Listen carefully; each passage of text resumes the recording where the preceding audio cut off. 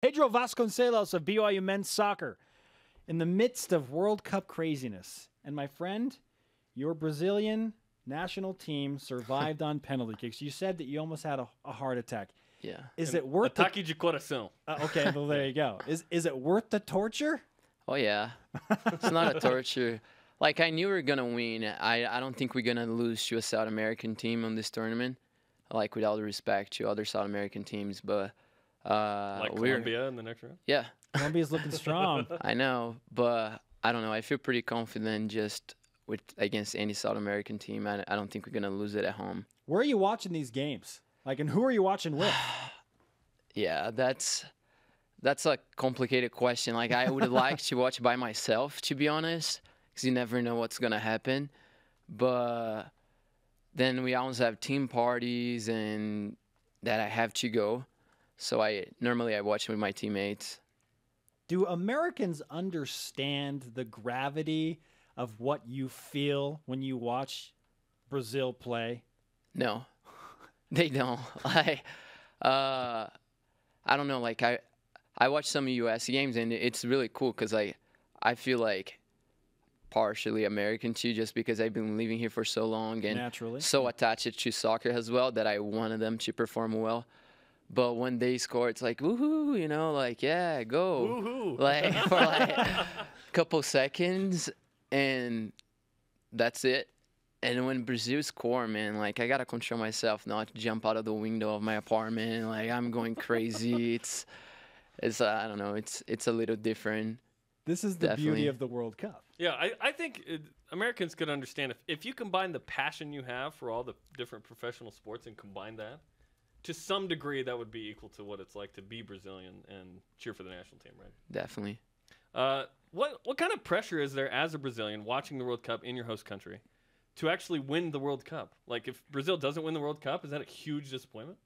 Yeah, it is, especially because the coach, Scolari, he came out and he said a couple months before the World Cup that Brazil was going to win the World Cup. Why did he say that?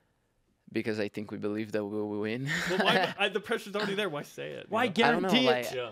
I think in some point, I think he actually like released that pressure a little bit away from the players. You know, like your coach is coming out and say like, look, we're gonna win. You know, like everyone is saying that we're gonna win and we're gonna win. So don't worry about it. Just do your work. Things will be fine. But there's a lot of pressure for sure. I saw an interview with Neymar after the game, and he said that walk to the Piqué was like the longest walk of his life. So I don't know what must be going through his mind when he took that Can you imagine Piqué. the pressure walking up to one of those? Literally, everybody is hanging on what you do with your foot and if you can put that ball in the back of the net. Like, if the U.S. loses today, in like 3 weeks, no one's thinking about it. Like, the majority of America, right? Mm-hmm. I'll be like, oh, that's a bummer we lost to Belgium for a while or whatever, for like 4 years. But no, I can't imagine that.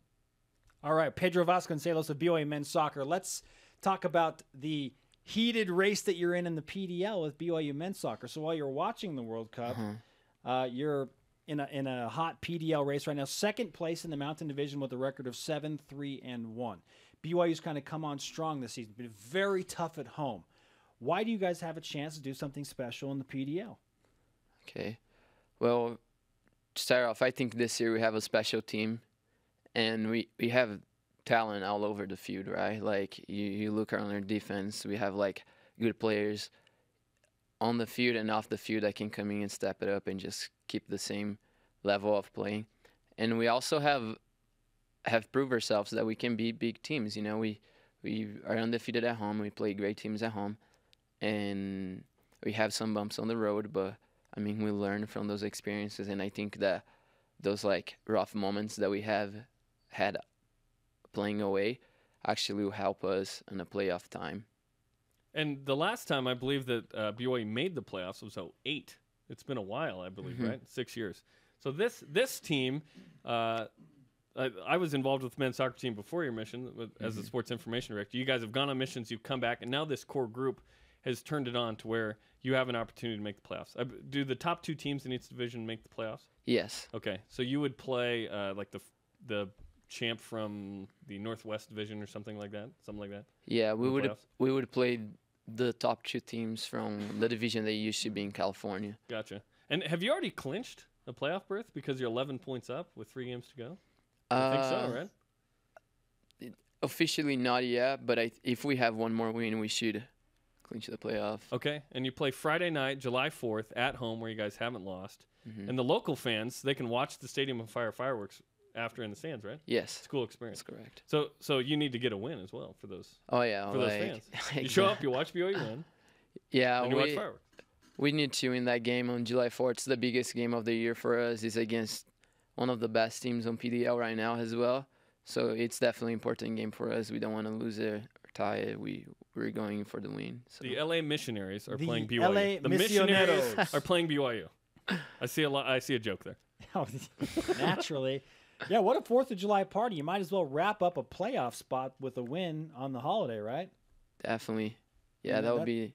And it's an exciting game for us because we have a nicer crowd too there. Like, there's 3,000, almost 4,000 people. So awesome. It's definitely nice. Pedro Vasconcelos of BYU Men's Soccer, I noticed that you have a number 10 jersey on.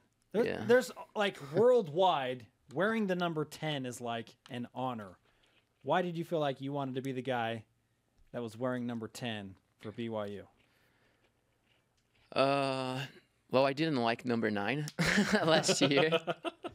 I didn't think was like my place. I felt like number 9 was more like a goal scorer. Like Blake Frischnecht has that. Yeah, now, right? exactly. Yeah. Ronaldo wore that for Brazil when he used to play. He was a goal scorer, and I think I play like center mid, and I think I kind of have that role of like creating, and I look at myself as more like creative player too. So I don't know. I thought it would be a good fit, and we'll give it a shot this year. Lionel Messi, Landon Donovan. Yeah, I wouldn't say Messi, but I would rather go with Neymar. He's Brazilian, man. Don't bring Argentina into this. That was a poor choice. Neymar was... Milk was a bad choice, and bringing Argentina into I'm this was putting myself in timeout. I went on my mission to Brazil, Porto Alegre, and one night, I didn't realize the fandom until one night. I was probably a year out. We were teaching a discussion, and Brazil was about to play Argentina, and the people just stopped and they said, "We're sorry, Brazil's about to play Argentina. We need to end this." And it was a friendly, and the game didn't matter, but of course it mattered. And yes, we sat there and watched it for like an hour. Went home at 10. Sorry, mission president, I was late. Going home. Oh my gosh. But at that point, I understood the fandom. So now today, the United States, this is probably the biggest day of fandom, is they have a game for a chance to go to the quarterfinals against Belgium. Okay. What do you see the U.S. How do you see the U.S. faring today against Belgium? I think they have good chances. I mean, we see Altidore coming back, right? Like, he's definitely important up top. I felt like they had a little trouble without him up top to hold the ball and, like, create plays. And that kind of, I felt like, affected Bradley a little bit because they couldn't hold the ball there. Like, he couldn't really create anything. Is that why you think Bradley's kind of had poor playing so far? That Altidore couldn't hold wasn't there? I think so, too. When we have trouble, like, holding the ball up top, like, the midfield usually suffer, that guy that creates the plays and stuff. And Belgium has a lot of like injuries too coming up to this match, and they haven't really been playing well. So I think the U.S. definitely have a good shot, and in my opinion, they are the favorites today to win that game. I don't know how many minutes Josie Altidore will play coming off of an injury, but he's such a physical presence that is unlike any other player on that United States roster. He can hold defenders off with his body. Not a lot of guys on the U.S. team can do that. Pedro Vasconcelos of BYU Men's Soccer with us on BYU Sports Nation. We've talked a lot about U.S. soccer, Brazilian soccer. Let's get back to BYU. You want to make the playoffs. Have you guys established like some team goals? Like, do you have a precedent that you want to reach this year?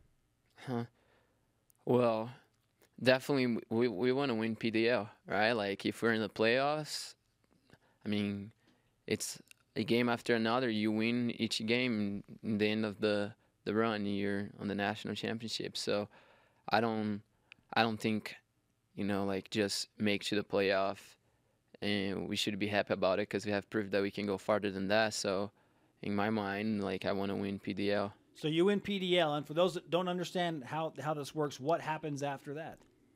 After we win PDL? Yeah. We party. I don't know. That's it.